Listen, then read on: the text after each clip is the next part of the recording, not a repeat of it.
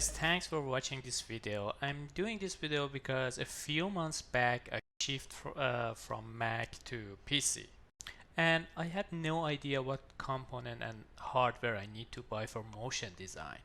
Because I need to buy a system as fast as possible, I just search for minimum amount of information and I just bought my PC. But after that, I kind of get obsessed with this kind of information, and I start to do some researches, and I wish somebody do this kind of video 8 months ago. So I'm doing this right now for you guys. The first question that you need to ask yourself when you want to buy a PC is what exactly you want to do with it. So who am I talking to? I'm talking about the motion designer and VFX generalists that work as a freelancer or small companies, and they do everything from 3D modeling, rendering, all the way to the compositing.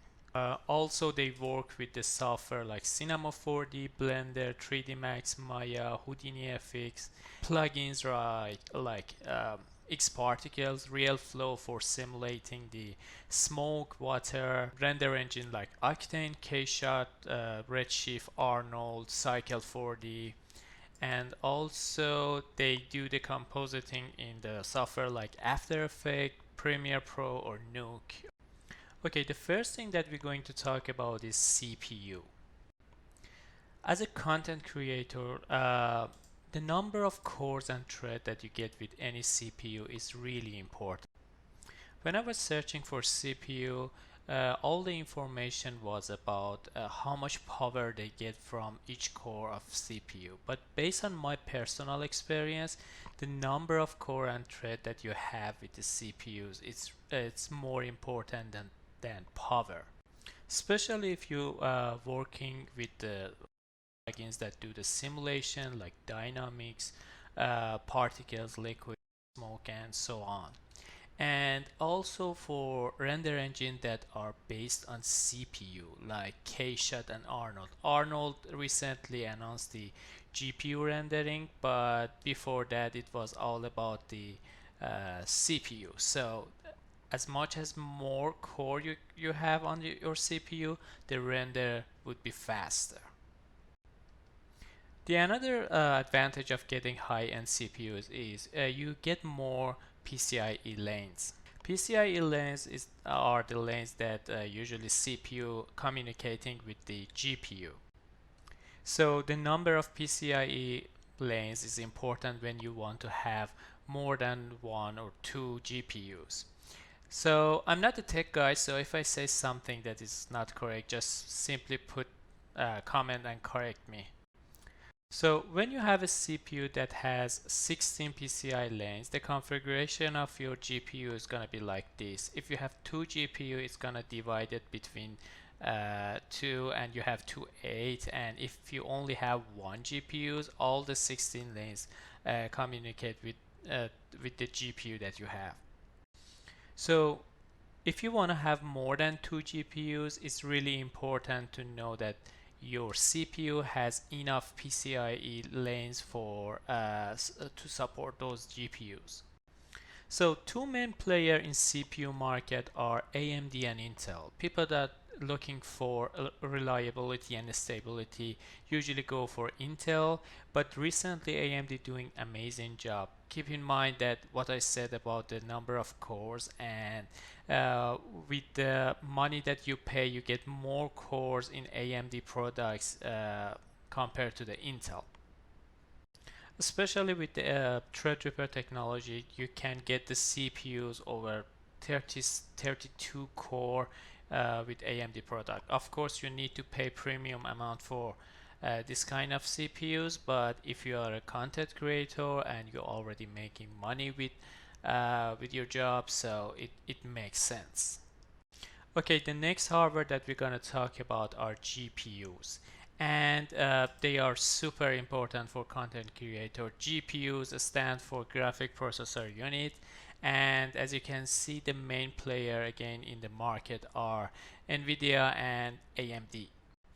I'm not gonna talk about AMD cards because most of the program that I'm working with, especially render engine, are compatible with NVIDIA card, and this is because CUDA technology. CUDA stands for Compute Unified Device Architecture, and this is the technology invented and exclusively used by NVIDIA cards. And most of the companies that creating render engines like Octane, Redshift, they working around this technology, so they just work with the NVIDIA cards. They are overwhelming amount of information about GPUs and NVIDIA graphic cards, and it's kind of hard to understand which one works best for what you want to do. Two things that you need to attention to when you're choosing NVIDIA card is frame buffer or memory, and the other one is number of CUDA cores that you get with each card.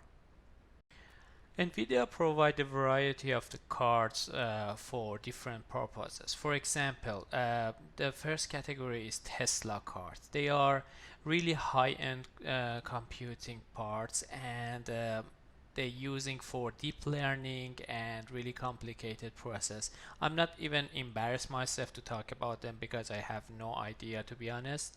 It's enough to know that if you are a content creator, the Tesla is not a choice for you because they design for something else. They design for deep learning. They design for really complicated processing information. So we're going to the next category. The next category are Quadro cards. These cards in the market consider as a professional cards for content creators because it's provide a really good amount of memory, and they designed to work in the really hardcore situation. So most of the professional studios usually use this kind of cards. The another category are the consumer cards like GT or new RTX cards. They basically designed for gaming, but they are also really good cards for content creator and motion designers. And one of my favorite categories are Titan cards. This is the category that can do both deep learning, and also they are amazing for content creators because they are providing with a high number of CUDA cores, and also they come with a good amount of memory. If you go to the NVIDIA website, you find many kind of Quadro cards, and they came with different amount of memories, and therefore they have different kind of prices. Some of them goes to up to $7,000. So the common question is why we have to pay a premium amount for this kind of cards when you compare it with consumer cards. The answer is if you are dealing with really complicated scene like Pixar animation, this kind of stuff, that you have millions of polygons, textures, simulation, all this information is supposed to load in your graphic cards and then start to render or work with. So the consumer card has problem to handle the huge amount of information. But if you are a motion designer and most of your scenes not that complicated, consumer cards can totally handle that, and you don't have to pay for this kind of cards. So the next category we're going to talk about are consumer cards. They are basically designed for gamers, but they are also really good cards for content creators. And you usually have a limitation on the amount of memory that comes with this card, but they have really good number of CUDA cores. And the most important thing is the price is gonna be like 1/3 compared to Quadro cards. So again, it's really important to know that what you're gonna do with your system. So if you are a motion designer like me and most of the scene that you are dealing with is not that heavy, it make more sense to buy 2 or 3 of these cards instead of quadro cards. So the memory is gonna be enough for your scene, and when you have 3 cards you have huge amount of CUDA cores and your render gonna be much faster. The next series of consumer cards that we're going to talk about are RTX cards that came with the real ray tracing technology. I'm not really sure that any of the render engine companies using this technology, but put it aside, these cards are really faster than previous generation, and they also comes with higher number of CUDA cores. So I think they are amazing for motion designers. About choosing between RTX card and GTX card, I definitely recommend RTX card because they have newer technology, they are faster, and the other things that really bother me is usually when a new products come to the market, the previous one, the price of previous one goes down. But unfortunately, for graphic cards, it's something I don't know, different. Maybe the amount of requests for them is really high. But for example, GTX that I bought like a few months ago, it's more expensive now. I don't know why, but it doesn't make sense to go back. So I always recommend to get one of these cards if you can. The other question that I really see around the internet is people asking is multiple GPUs is a good idea or not.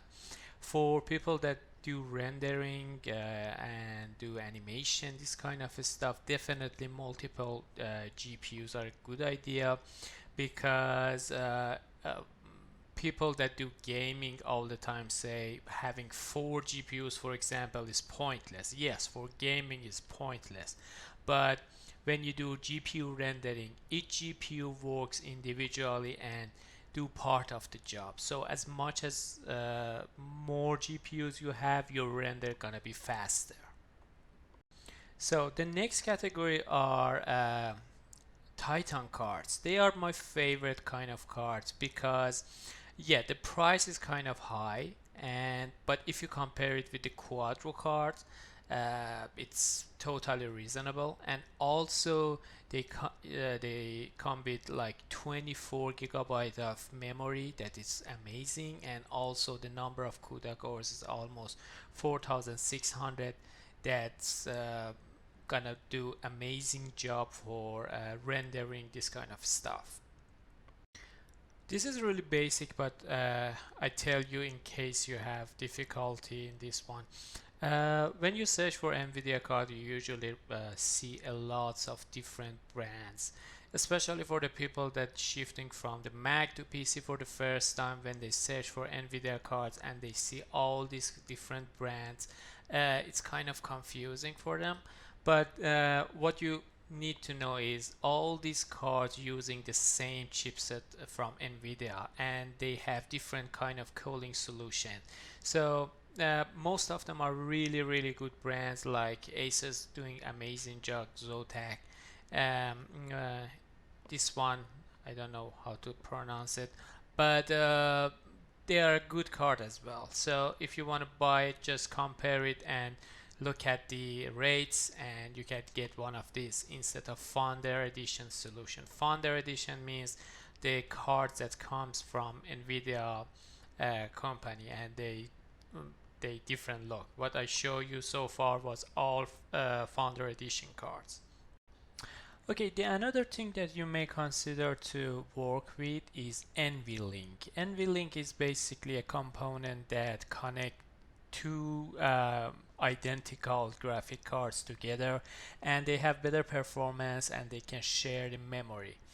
For example, if you have 2 cards that each one has 11 gigabyte of memory, you can use all together and have 22 gigabyte. but it's really important that the software that you're working with support the NVLink. The component itself is something around $100, and I think the rest of the software companies like Octane gonna join soon, because right now they don't use this kind of technology, but I'm sure this is something they're gonna consider in the future. So it's not gonna hurt that you spend another $100 on your $6,000 PC. Okay, the next thing I want to talk about is RAM. How much RAM do you need? Because when I was searching for my PC, the suggestion was at least 32, and I go for 64. But now I'm working with this for a while, and I do a lots of compositing work. I say at least 64, but if you can afford to get 128 gigabyte, it's gonna be works for you the best. And try to buy the RAM as a pack. I mean, if you can find, for example, if you want to buy the 128, search for a pack of 128, because they usually works together best. Maybe you 98% of the time you have no problem when you buy a separate pack of RAM. But if you can find something that already integrated together, that I think it works best. And if you have high-end CPUs, make sure that your RAMs are compatible with the CPUs, because sometimes the CPUs like Threadripper or any other high-end CPUs need to use really fast RAMs. So before that, make sure that before you buy that, make sure that your RAM is good for the CPU that you are using. Okay, next thing I want to talk about is hard drive. What kind of hard drive do you need? For all the softwares and program that you need to install in your system, you need one of the M.2 kind of hard drive. You find it in 1 terabyte or 12 gigabyte. I think those are good. If you can afford the 1 terabyte, that's better. You can install more software without a hassle. And as you can see here, this one is Samsung 970 Pro. You also can find the normal version. That one works too, but this one is really fast. So if you do video editing, that's gonna be much faster. So the another hard drive that you need is to save all your works, footages, and as a content creator, you all the time need to communicate with your hard drive. For example, when you edit the video, you need to load all the footages from your hard drive. So my suggestion is to have one of the SSD 1 terabyte or more cards, because they are really fast to communicate. So if you want to see how they looks like, this is the internal hard drive, and this is the normal SSD hard drive that you can use inside your case. Okay, I hope this video gonna be useful for you. If any of information that I just share with you is not accurate, or you think something is missing here, please add it in the comment. But I hope it's a good start to know better about the hardware that you need to use in motion design. So see you next time.